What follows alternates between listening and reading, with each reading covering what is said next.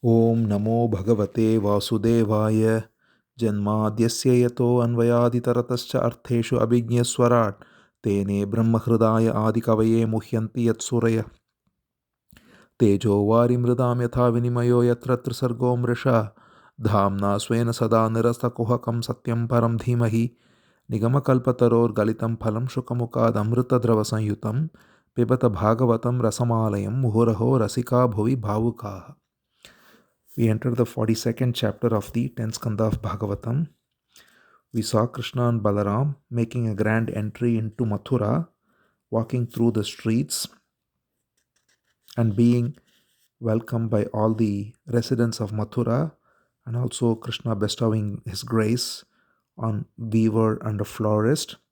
Now Shuka Brahmam continues. He says, proceeding further along the main road of Mathura, Krishna and Balaram walked and they came across a hunchbacked woman.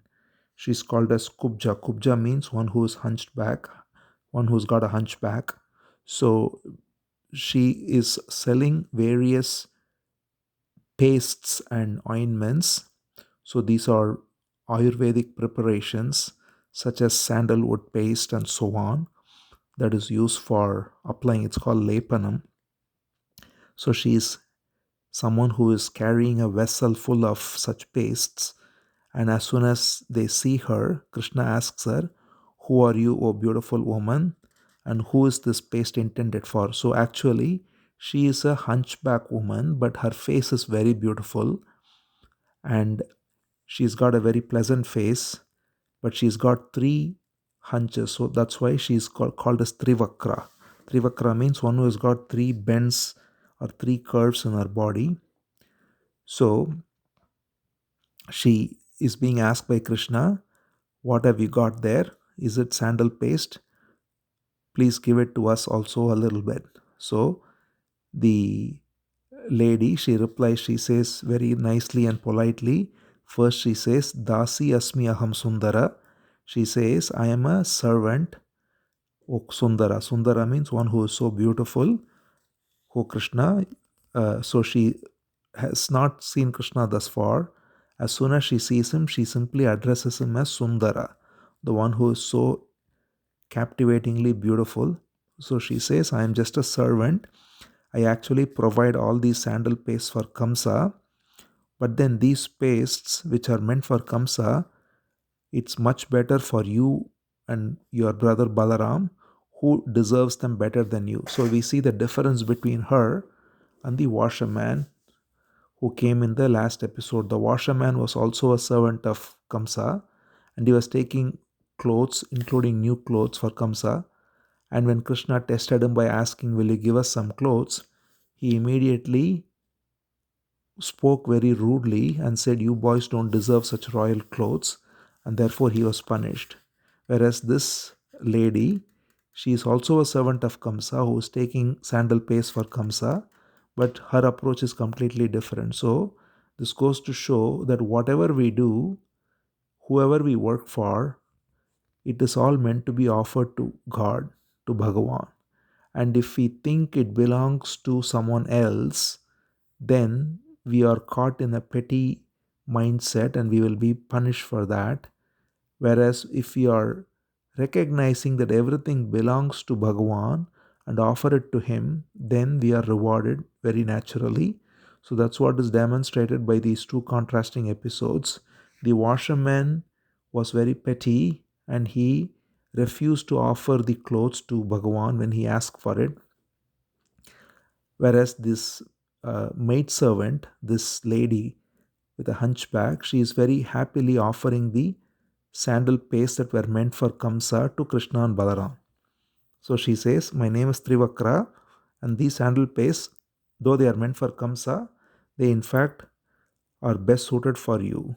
So in this way, she says, and then she is also so captivated by the appearance, the laughter, the glances of Krishna and Balaram.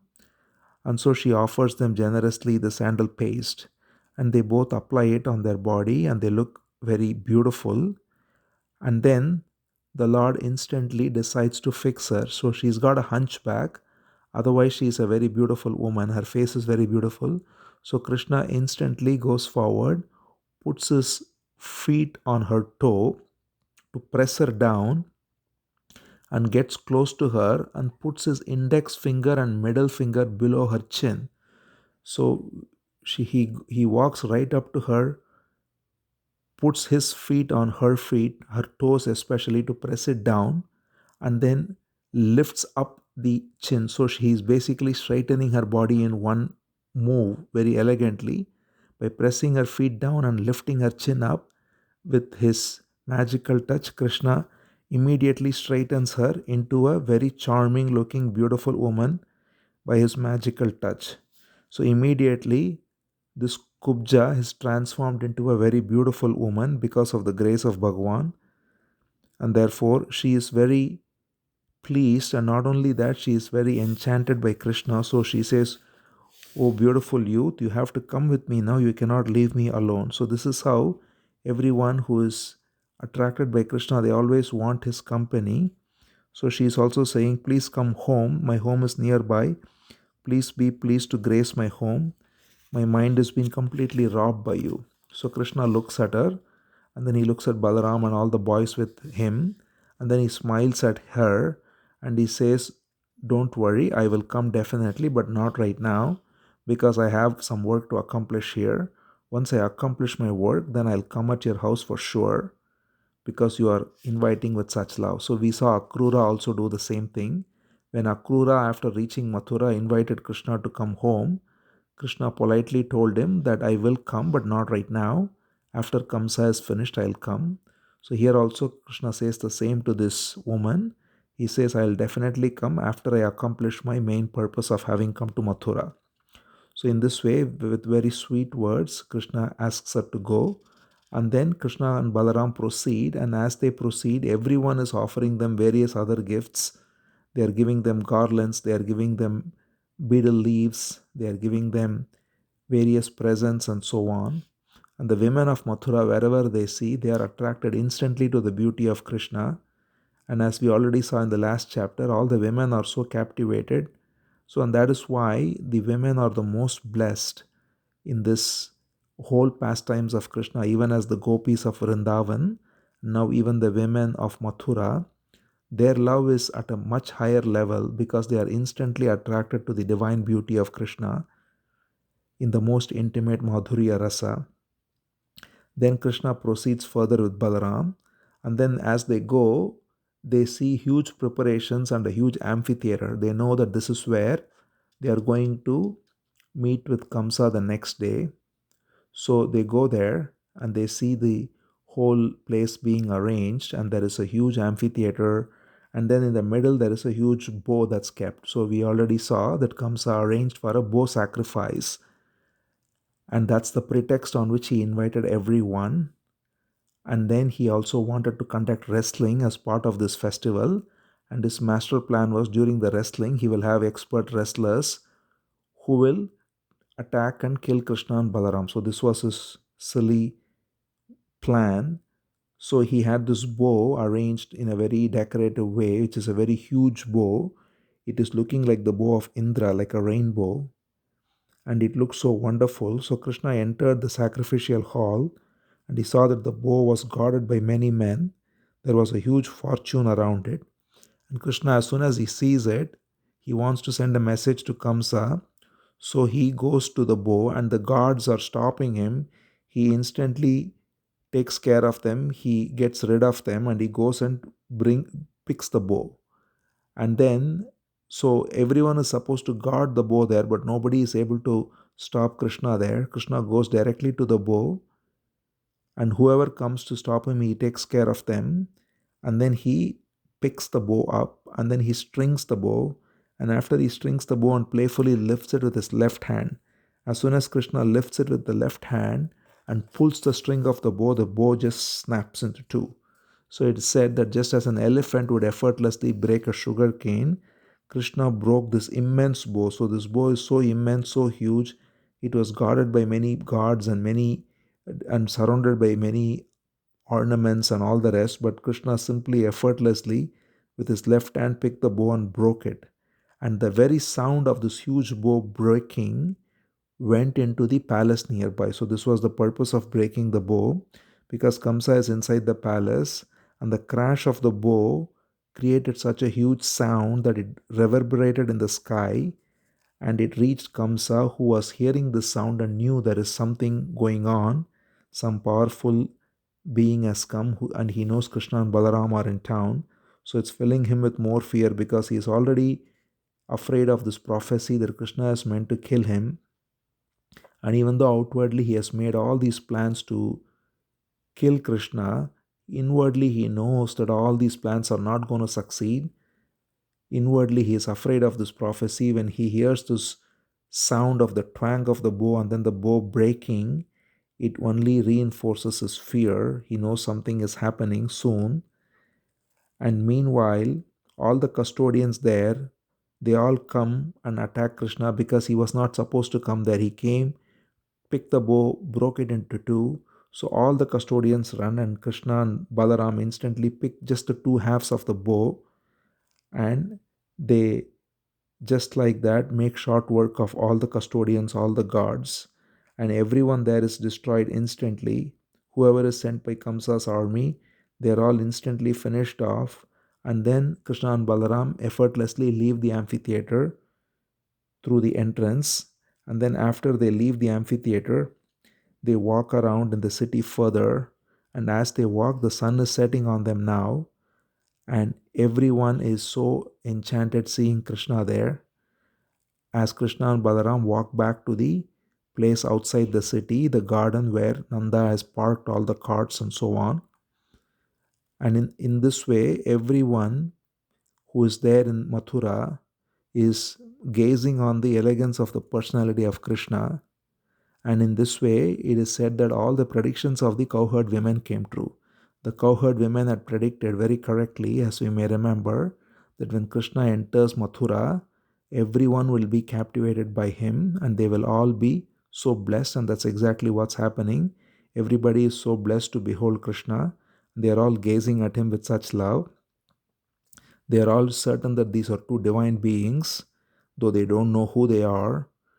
And in this way, everyone is getting the great blessing of seeing Krishna. And then finally, Krishna reaches the resting place, and there they wash their feet. And Krishna and Balaram take a very nice meal of rice cooked in milk. It's a very delicate preparation, delicious preparation rather, that is made in many parts. Rice cooked in milk with some sugar or some jaggery and so on. So in this way, they have this preparation, and then they pass the night very peacefully, it is said. Meanwhile, Kamsa, on the other hand, he is the opposite. He is not at all peaceful. He already heard the sound of the bow crashing. He is already afraid because Akrura has told him that Krishna and Balaram are in town. So now he knows. So on the one hand, he invited them thinking that he'll preemptively take care of them, because he was petrified of what's going to happen. On the other hand, in the heart of hearts, he knows that whatever plans he has is not going to work.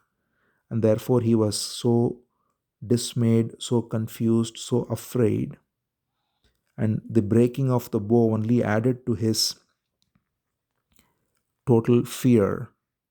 And therefore, when he realized that this bow, which is so huge, if this has been broken by Krishna as he rightly guessed, then he says definitely his wrestlers are not going to be any match for him. And therefore, he was not able to get any sleep whatsoever. And he was half asleep, getting very bad dreams, seeing very bad omens. So many of the bad omens he saw are described. He saw as a dream his reflection in a mirror, but his head was missing. And then he saw that the luminaries like moon and stars were duplicated. Then he saw his own shadow with a hole in it. Then he saw that he was riding on a donkey. He saw that he was being embraced by people who were already dead in his dreams. He dreamed that he was having poison. So there's so many visions and dreams he was having, in which he was getting bad omens, bad signs, and beholding all these bad signs both in dreams and in waking and terribly afraid of death. He couldn't get any proper sleep. And the night passed this way, and then the sun came up in the east, and Krishna and Balaram had nicely rested, and they are getting ready to go to the amphitheater. But here Kamsa is also getting ready because he has arranged for this grand festival of wrestling and all the rest.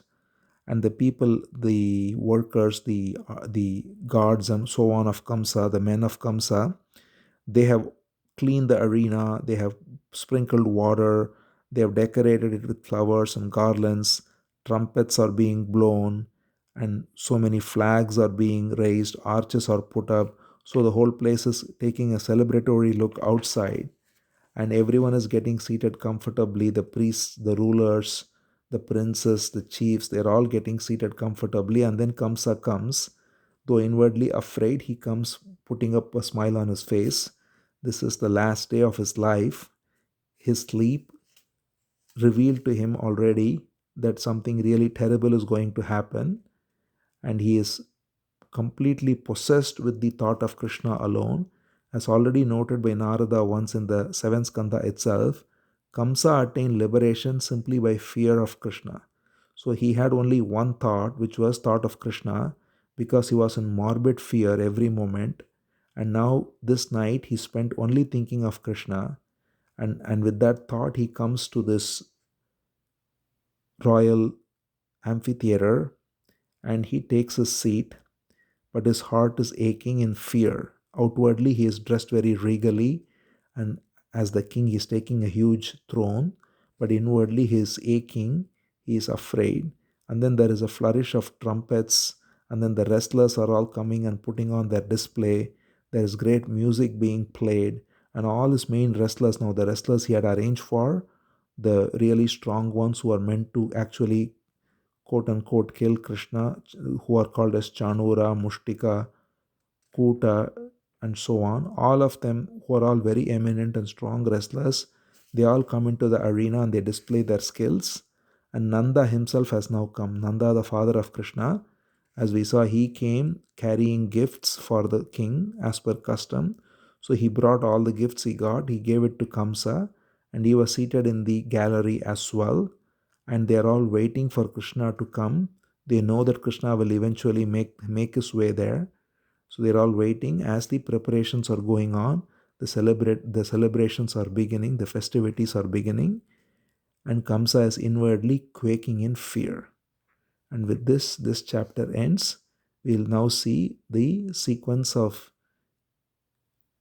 activities that lead to Kamsa's death. First, how Krishna takes care of the elephant. If you may remember, Kamsa has arranged for a huge elephant called Kuvalaya Pida first as his first block of defense. Then the wrestlers who are listed, Chanura, Mushtika, and so on. And then Kamsa. So in this way, Krishna will display his most wonderful pastimes with each of these obstacles that Kamsa has put up. So now this chapter ends on the cusp of the wrestling arena being ready for Krishna and Balaram to enter. Om Namo Bhagavate Vasudevaya.